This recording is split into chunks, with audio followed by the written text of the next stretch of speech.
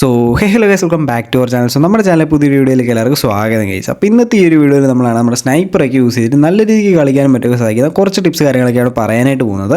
അപ്പോൾ നിങ്ങൾ ഈ ഒരു വീഡിയോ മുഴുവനായിട്ട് കാണാനൊക്കെ ശ്രമിക്കുകയാണെങ്കിൽ നിങ്ങൾക്ക് നല്ല രീതിക്ക് സ്നൈപ്പറൊക്കെ യൂസ് ചെയ്തിട്ട് കളിക്കാനും മറ്റൊക്കെ സാധിക്കുന്നതായിരിക്കും. അപ്പോൾ ഇന്നത്തെ വീഡിയോയിലേക്ക് കിടക്കുന്നതിന് മുമ്പ് നിങ്ങൾ നമ്മുടെ ചാനൽ സബ്സ്ക്രൈബ് ചെയ്താണ് കാണുന്നതെന്നുണ്ടെങ്കിൽ ഒന്ന് സബ്സ്ക്രൈബ് ചെയ്തേക്കാം. നമ്മളാണ് 50K സബ്സ്ക്രൈബേഴ്സിനോട് വളരെ ക്ലോസ് ആണ്. അതുപോലെ ലൈക്ക് അല്ലെങ്കിൽ ഒന്ന് ലൈക്ക് ചെയ്യാനും ശ്രമിക്കുക. സോ ഈ സമയം ഇന്നത്തെ വീഡിയോയിലേക്ക് കിടക്കാം. അപ്പോൾ നമ്മൾ ആദ്യത്തെ ഒരു ടിപ്പ് എന്താണെന്ന് നോക്കുകയാണ്, നമ്മുടെ എയിം ആണ്. ഓക്കെ, അപ്പോൾ എയിം എങ്ങനെ സെറ്റ് ചെയ്യണം എന്നുള്ളൊരു കാര്യമാണ്. നമ്മൾ സ്കോപ്പ് ചെയ്ത് ലോങ് ആൻഡിലേക്ക് ഒരു എനിമിക്ക് എങ്ങനെ എയിം സെറ്റ് ചെയ്യണം എന്നുള്ളൊരു കാര്യമാണ് പറയാനായിട്ട് പോകുന്നത്. അപ്പോൾ പല ആൾക്കാരും ചെയ്യുന്നത് എന്താണെന്ന് വെച്ച് കഴിഞ്ഞാൽ ഇപ്പോൾ ലോങ്ങിൽ ഒരു എനിമി റണ്ണ് കാര്യങ്ങളൊക്കെ ചെയ്യുകയാണെന്നുള്ള ആ എനിമിനെ കറക്റ്റ് ബോഡിയിൽ എയിം കൊണ്ടുവച്ചതിന് ശേഷം ഫയർ കാര്യങ്ങളൊക്കെ ചെയ്യാനായിട്ട് ശ്രമിക്കും.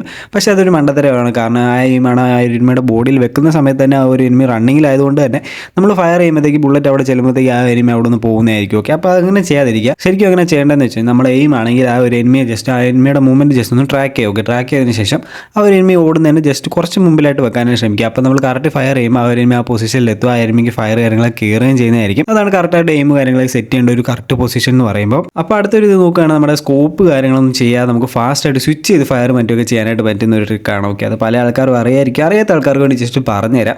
അതെങ്ങനെയാണെന്ന് വെച്ച് കഴിഞ്ഞാൽ നമ്മുടെ ക്വിക്ക് വെപ്പൺ സ്വിച്ച് എന്ന് പറഞ്ഞൊരു ബട്ടൺ കാര്യങ്ങൾക്ക് നമ്മുടെ സെറ്റിംഗ്സിൽ കാണാനായിട്ട് സാധിക്കുക. നമ്മൾ ജസ്റ്റ് ഒന്ന് എനേബിൾ ചെയ്ത് വെക്കുക. എനേബിൾ ചെയ്തതിന് ശേഷം നമുക്ക് എവിടെയാണോ കംഫർട്ടബിൾ ആയിട്ടുള്ള ഒരു പൊസിഷൻ അവിടെ കൊണ്ടത് വെക്കാനായിട്ട് ശ്രമിക്കുക. അതിനുശേഷം നമ്മൾ ഫയർ ചെയ്തതിന് ശേഷം ഈ ഒരു ബട്ടണെ ഞെക്കി കഴിയുമ്പോൾ അടുത്ത കണ്ട് പെട്ടെന്ന് സ്വിച്ച് കാര്യങ്ങളൊക്കെ ആവുന്നതായിരിക്കും. നമുക്കിതൊരു സ്കോപ്പ് കാര്യങ്ങളൊന്നും ചെയ്യാതെ തന്നെ ഇത് സ്വിച്ച് കാര്യങ്ങളൊക്കെ ആവുന്നതായിരിക്കും.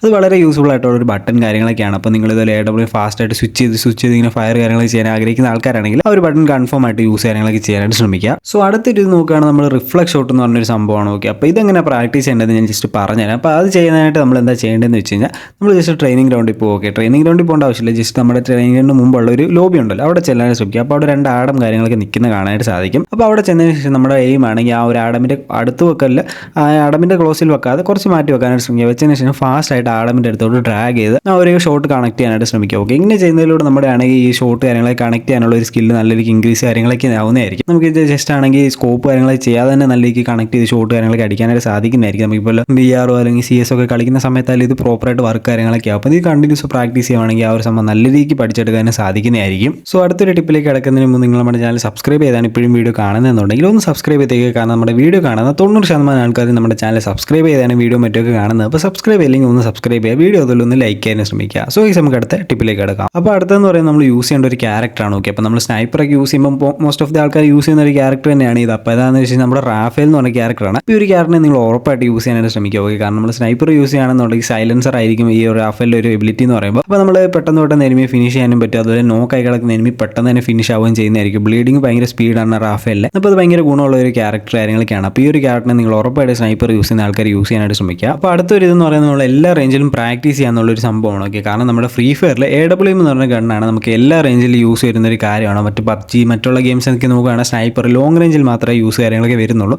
പക്ഷേ നമ്മുടെ ഫ്രീ ഫയറിൽ ഷോർട്ട് റേഞ്ചിലായാലും മിഡ് റേഞ്ചിലായാലും ലോങ് റേഞ്ചിലായാലും എല്ലാ റേഞ്ചിലും നമുക്ക് സ്നൈപ്പർ യൂസ് വരുന്ന ഒരു ഗണ്ണാണ്. അപ്പോൾ നിങ്ങൾ എന്താ ചെയ്യേണ്ടതെന്ന് വെച്ചാൽ നിങ്ങൾ എല്ലാ റേഞ്ചും പ്രാക്ടീസ് ചെയ്യാനായിട്ട് ശ്രമിക്കുക. കാരണം ലോങ്ങും മറ്റുള്ള ഒരു മിഡ് റേഞ്ചൊക്കെ നമുക്കാണെങ്കിൽ BRലും CS അങ്ങനെ കളിക്കാനൊക്കെ സാധിക്കും. പക്ഷേ ഈ ക്ലോസ് റേഞ്ച് നമ്മളങ്ങനെ അധികം പ്രാക്ടീസ് ചെയ്യാത്തൊരു സംഭവമാണ്.